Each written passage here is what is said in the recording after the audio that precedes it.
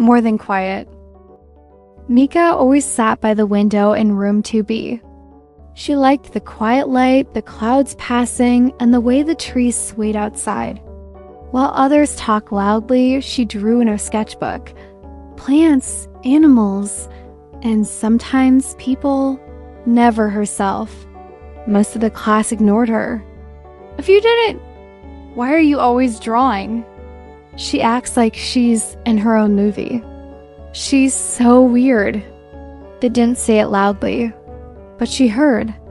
Especially Ella, the loudest girl in class. Always laughing, always in the middle of things. Mika kept her head down and drew. One Monday, a new student walked in. His name was Liam. He smiled at everyone, but for some reason, he chose the seat right behind Mika.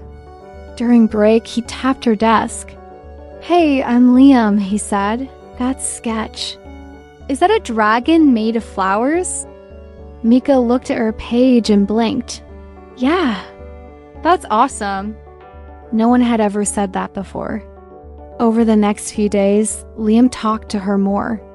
He asked about her drawings, offered her half of his sandwich at lunch, and once brought her a sticker that said, "Creative Genius." Some kids noticed, especially Ella. At first, she rolled her eyes. Then she started whispering. He's only talking to her because he feels sorry for her. Maybe she's paying him with her weird art. Mika tried to pretend she didn't hear, but it hurt. She stopped drawing in public. She avoided Liam's eyes.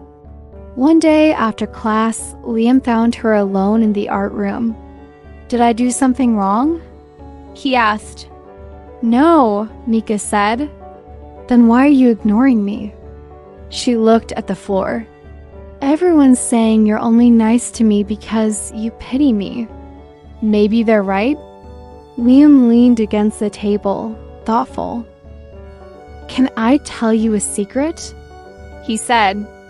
She looked up. "I used to be like Ella at my old school."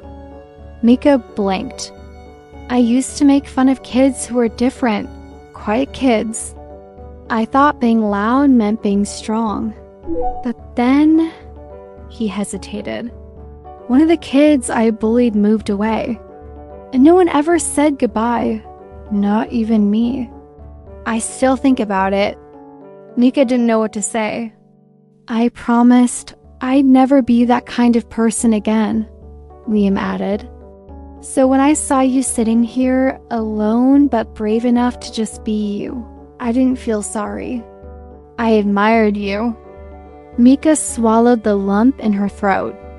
"Thank you." But things weren't over.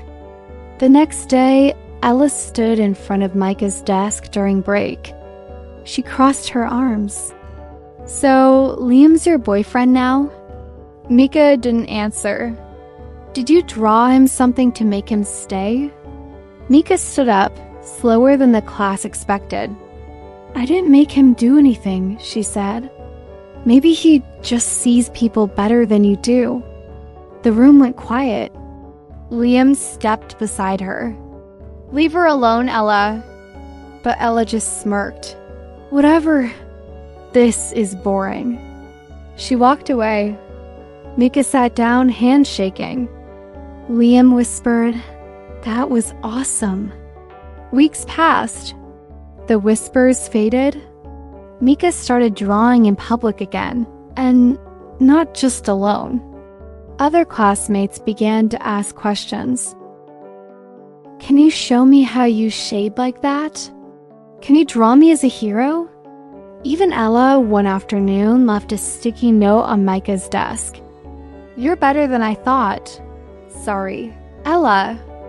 Mika looked at Liam. "Should I forgive her?" she asked. "That's up to you," he said. "But I'd say yes." She smiled. "I already did." That Friday, Liam gave her something small. A tiny hand-folded paper crane with a heart drawn on its wing. He didn't say anything. He didn't have to. From then on, Mika still sat by the window. But now she was never alone. There were friends, new stories, bright pages, and Liam sitting behind her, handing her pencils, walking with her after class, and reminding her every day. Being quiet doesn't mean you're invisible. It just means you see the world in your own way, and maybe someone else sees you too. Life lesson. Kindness has the quiet power to change hearts, even the ones that seem the hardest to reach. In school and in life, people often hide pain behind their actions. When we choose to respond with empathy instead of anger, we give others a chance to grow, and sometimes they surprise us.